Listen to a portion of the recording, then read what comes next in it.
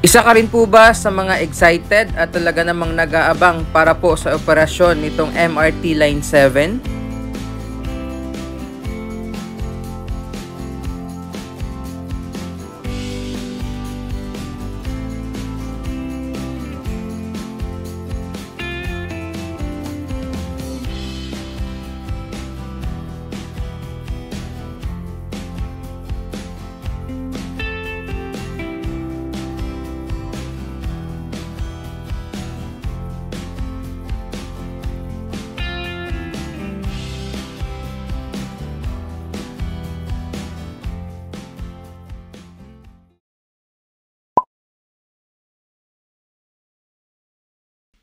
Ang Metro Rail Transit Line 7 o mas kilala po sa tawag na MRT Line 7 ang isa po sa talaga namang inaabangan ngayon na rapid transit line dito po sa Metro Manila. Kapag nakompleto, ito po ay may kabuuang haba na 22.8 kilometers magmula San Jose del Monte, Bulacan, papunta po ng North Triangle Common Station dito sa North Avenue, Quezon City.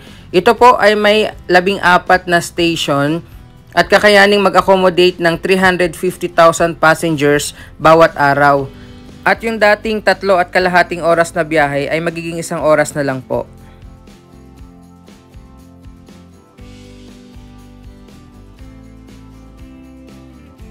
Taong 2001 po nang simulang planuhin ang proyektong ito at naaprubahan naman po ito taong 2004. Ang 25 taong concession agreement sa pagitan po ng Philippine government at ng project's original proponent nito na Universal LRT Corporation ay pinirmahan taong 2008. Yun nga lang nagkaroon po ng mga delayed sa proyekto dahil po sa right-of-way issues. Ang proyektong ito ay muling na-reapprove taong 2013 at nakuha po ang funding nito taong 2016. Then nagsimula po ang construction nung mga sumunod na taon at inaasahan nga daw po na matatapos ito taong 2025. So titingnan po natin kung masusunod nga yung timeline nilang yon. At ang kabuuang halaga po ng proyektong ito ay aabot sa 62.7 billion pesos.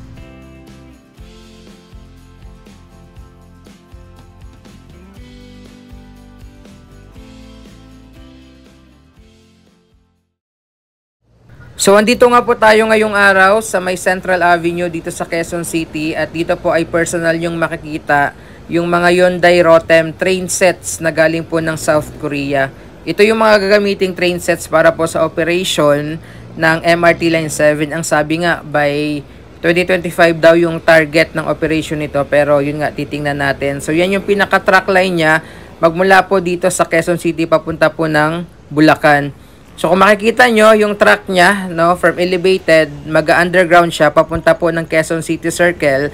And from Quezon City Circle, kukonekta na po yan doon sa common station natin kung saan kukonekta rin yung Metro Manila Subway, LRT Line 1, at yung MRT Line 3. So ayan, mamaya aakit po tayo dyan para mas makita natin ng malapitan yung mga train sets na to. Kung di ako nagkakamali, nasa 6 na train sets ito, a total of 18 cars. At taong 2021 po nang ma-deliver nga ito dito sa Metro Manila. So from here sa location natin, matatanaw nyo rin po yung isa sa 14 na stations ng MRT Line 7. Ito po yung University Avenue Station.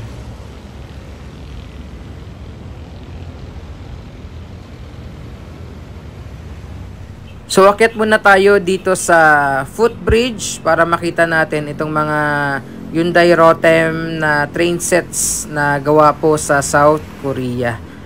Yan. So, again, nasa 6 na train sets ito at na-deliver nga ito taong 2021, mga buwan po ng September. Kasagsagan po yun ng pandemic. Ayan, so titingnan natin ng malapitan, pati na rin yung pinaka-track nga nitong MRT Line 7. So kung makikita nyo, sa ngayon, pinaka-mode of transportation dito is either yung mga Egypt, bus, FX.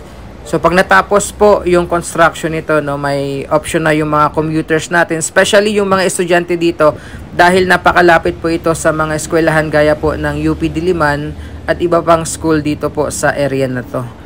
So dito po sa taas, sa pinakagitna ng footbridge, meron silang nilagay na screen. Syempre for safety po ng mga train sets. Alam nyo naman na may mga pasaway talagang mga Pinoy. At meron din pong mga security personnel na nagbabantay dito sa taas.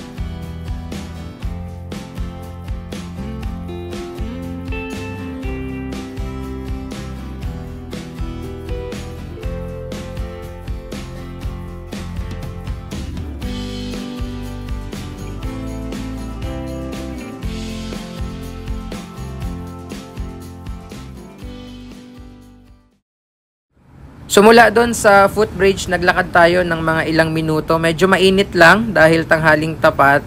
At ito po yung isa sa 14 stations nga ng MRT Line 7, ang University Avenue Station. So sa nakikita nyo, ayan, formado na. Yun nga lang medyo hati din yung reaksyon ng mga kababayan natin pagdating dito sa disenyo nga ng mga stations dito. So, merong mga positibo, merong mga negative din, hindi maiiwasan yan. Kung kayo po ba, kamusta yung pinaka-disenyo nung isa sa mga stations dito po ng MRT Line 7. So, yan yung construction update as of March 1 of 2024 nitong University Avenue Station. So, may pupuntahan pa tayo na isang station din, which is yung Batasan Station naman. Mamaya, medyo malayo, sasakay ulit tayo ng jeep, papunta naman po doon.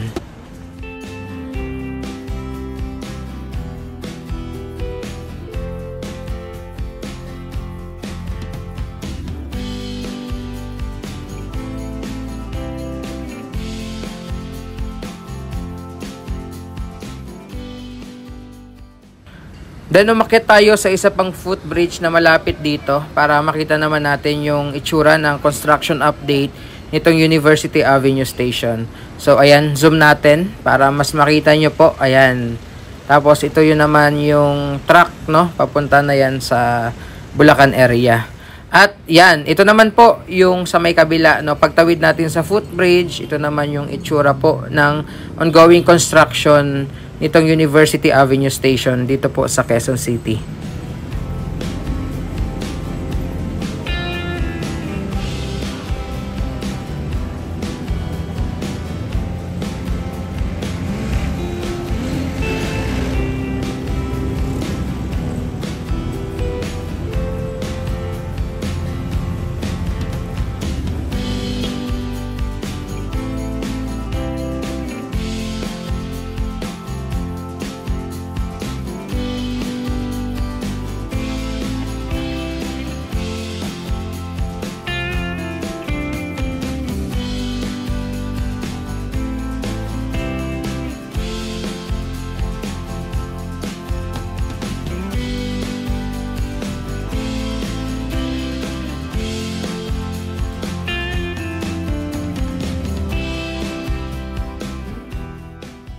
Okay, so finally, andito na tayo sa may Sandigan. Ayan yung Sandigang Bayan. Ito yung kahabaan po ng Commonwealth Avenue. Papunta na yan ng Fairview. At ito yung track ng MRT Line 7. So from here, matatanaw din natin yung construction update as of March 1 of 2024 ng Batasan Station po ng MRT Line 7. Lapit tayo dyan mamaya. Baba tayo dito sa footbridge. And, diba, just imagine kung gaano rin ka-traffic dito before nung ginagawa pa lang itong riles na dadaanan nga po ng MRT Line 7. Pero syempre ang kapalit naman yan ay pang matagalang ginhawa para sa ating mga commuters. Diba sabi ko nga, ilang taon lang naman tayo magtitiis, ang kapalit naman po niyan ay pang matagalang ginhawa. So diba, imagine kung ilang oras din yung inaabot ng mga kababayan natin, especially yung mga nakatira sa Bulacan, papunta dito sa mga lugar sa Quezon City, papasok sa kanilang trabaho. So sa malapitan, ito po yung ginagawa ngayon na Batasan Station dito po sa Quezon City. Ayan. Diba? Excited na po ba yung mga kababayan natin na makasakay? At diba napakagandang bagay na pagtuunan din talaga ng gobyerno yung mga mass transpo system natin, especially yung mga railway system dito po sa Pilipinas, dahil grabe din talaga yung traffic natin, especially dito po sa Metro Manila. So napakalaking bagay nitong mga mass transportation system natin, gaya po nitong MRT, LRT, PNR at iba pa. Ayan, so yan po muna yung ating update ng MRT Line 7. Maraming salamat, God bless, and ingat po tayong lahat.